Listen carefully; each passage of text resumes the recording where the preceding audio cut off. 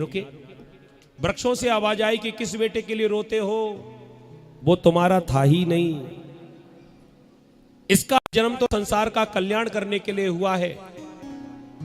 आपको ये रोना धोना बंद करना चाहिए, वापस लौट जाओ। अद्भुत ज्ञान वृक्षों से मिला। सुखदेव जी महाराज तो चले गए तपस्या के लिए और व्यास जी महाराज लौटकर अपने आश्रम में आए। नारद जी ने आकर इनका जो कष्ट था उसे दूर किया और चतुश्लोकी भागवत सुनाई और कहा कि अपने मन को शांत रखो और ऐसा ग्रंथ बनाओ जिससे तुम्हारा मन भी प्रसन्न हो जाए और सबका कल्याण हो जाए। तो 4 श्लोक जिसको चतुश्लोकी भागवत कहते हैं, ये सृष्टि के प्रारंभ में भगवान नारायण ने ब्रह्मा जी को सुनाई। ब्रह्मा जी ने 10 बेटों को जब जन्म दिया तो सबसे 10वें नंबर पर नारद जी जो आए तो सब और के तो विवाह हो गए, केवल नारद जी बिना विवाह के थे। तो सोचा कि यही कल्याण करेगा, सो चतुश्लोकी भागवत नारद जी को सुनाई। नारद जी ने वही भागवत जाकर आज व्यास जी महाराज को सुना दी और व्यास जी महाराज ने इतना उसका विशाल रूप बना दिया, ऐसा इसका विकास किया कि आज 4 श्लोकों का आधार बनाकर और 18,000 श्लोक बनाकर तैयार कर दिए। विस्तार हो गया, 4 श्लोक के 18,000 श्लोक का विस्तार हुआ और सुंदर ग्रंथ बन गया जिसका नाम पड़ा श्रीमद् भागवत महापुराण। बोले भागवत भगवान की। भागवत भगवान जैसे ही प्रकट हुए, अब इसे पढ़ेगा कौन? बनाकर तो तैयार कर दिया, ध्यान लगाकर देखा। भविष्य के वक्ता हैं व्यास जी महाराज, बड़े विद्वान हैं। भाई ये भागवत तो बनाकर तैयार कर दिया, लेकिन इसे गाएगा कौन? तब देखा कि भविष्य में मेरा ही बेटा सुखदेव परीक्षित को भागवत सुनाएगा, उसका कल्याण होगा। लेकिन बेटे को मैं भागवत पढ़ाऊंगा कैसे? वो तो घर छोड़कर चला गया, तो वापस लौटकर कैसे आएगा? मैं अगर जाऊंगा भी जंगल में तो वहां से भी भाग जाएगा। इसलिए अब मैं बुलाने नहीं जाऊंगा, अब तो ये अपने आप स्वतः ही आएगा। सो भागवत का ऐसा बढ़िया निर्माण किया, क्या सुंदर रचना है।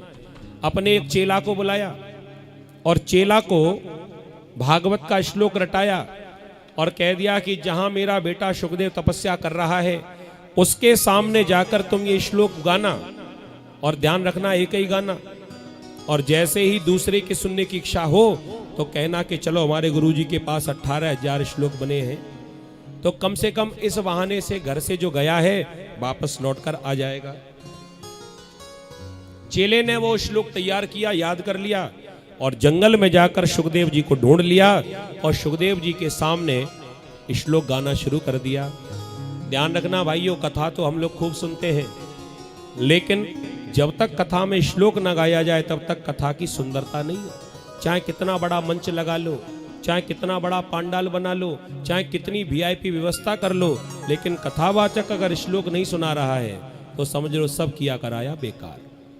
इसलिए चुनाव करते समय इस बात का ध्यान रखना चाहिए कि कौन वक्ता ऐसा है जो शास्त्र की बातें करता हो और कौन ऐसा है जो सास बहुओं की बातें सुनाकर पूरा समय निकाल दे। प्रेम से बोलो राधे राधे। दिखावे पर मत जाना, थोड़ी अपनी भी अकल लगाना। और भैया शास्त्र की बातें तो वही कर सकता है जिसने शास्त्र पढ़ा हो, और जिसने शास्त्र कभी पढ़ा ही ना हो वो शास्त्र की बातें कैसे सुना सकता है? भैया तुम सामने काहे को आए गए? जीवन बीत गया और कथा में जाते जाते सीख नहीं पाए कैसे जाना है। चलो कोई बात नहीं, लेकिन हमेशा ध्यान रखा करो, कहीं पर जाते हैं तो अपना इंतजार करना चाहिए। जब सड़क पार करते तो देख कर ही करते ना, कोई आ तो नहीं रहा। बोलिए भक्तवत्सल भगवान की। भक्त और भगवान के बीच में अगर कोई व्यवधान बन जाए भैया उसे पाप लगता है। तो मौका देखा करो कि कब कोई ऐसी बात आवे, कब कोई ऐसा कीर्तन आवे, कब कोई ऐसी चर्चा आवे, तब हम जाकर और प्रेम से स्वागत कर सकते। वैसे हमें स्वागत बुरा नहीं लगता, तुम्हारी कसम। कोई आएगा कुछ चढ़ाकर ही तो जाएगा, कुछ लेकर थोड़ी जाएगा, लेकिन उसका भी कुछ नियम है। सो नियम का पालन हमको करना चाहिए, बुरा मानना मत। जाएंगे तो हम 7वें दिन ही। प्रेम से बोलो राधे राधे। हाँ तो भैया कौन सी चर्चा कर रहे? श्लोक की चर्चा कर रहे थे। शास्त्र की बातें जो करे ये कल्याण हमारा तभी होगा। सत्यनारायण की कथा घर में कराओ और सत्यनारायण की कथा ब्राह्मण ना सुनावे, दुनिया भर की बातें सुनावे 3 घंटा, तो कल्याण होगा क्या? इसलिए आप माताएं सबसे ज्यादा कथा में जाती हैं, और कथा में जब जाती हो तो कोई तुम्हें वक्ता मिल जाए, वक्ता सारे ही श्रेष्ठ हैं,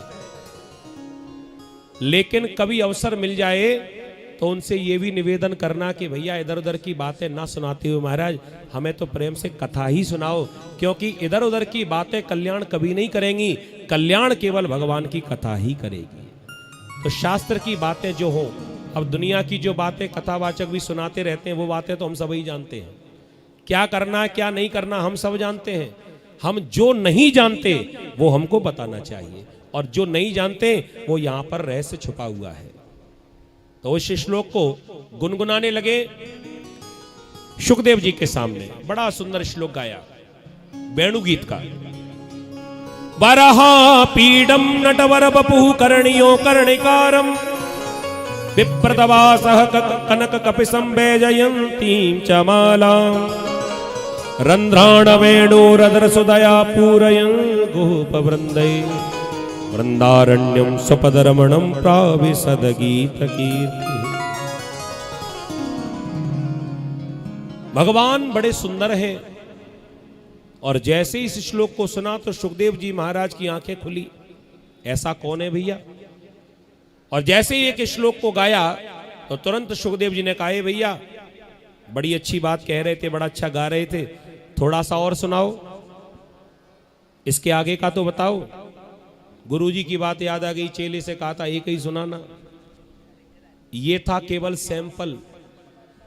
जैसे किसान लोग होते ना, हम लोग कई किसान भी बैठे होंगे यहाँ पर, अपने यहाँ जो भी फसल उगाते हैं तो जब जाते ना उसको बेचने के लिए सेठों के पास मंडी में जाते हैं तो सैंपल लेकर जाते हैं, जाकर सेठ को दिखा लेते हैं कि भैया बताओ इसका क्या मोल लगाओगे, अगर तुम्हें पसंद आ जाए और रेट तय हो जाए तो बोरियां की बोरी हमारे घर में रखी, हम भिजवा देंगे। तो माने भागवत के 18,000 श्लोकों में से एक सैंपल भेजा सुखदेव जी के पास, और वो इतना पसंद आ गया, भैया हमें और भी सुनना है। कह दिया हमें तो एक ही आता है, इससे ज्यादा हमारे गुरु जी के पास है, चलो।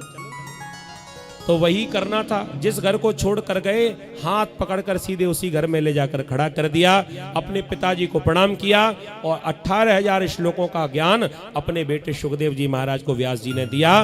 बोली व्यास जी महाराज की, सुखदेव जी महाराज की। भागवत की कथा सिखाने लगे अपने बेटे को, और वही भागवत की कथा परीक्षित जी महाराज को सुनाई। तो ये तो चर्चा थी वक्ता की। अब आइए आपको बिना देर किए हुए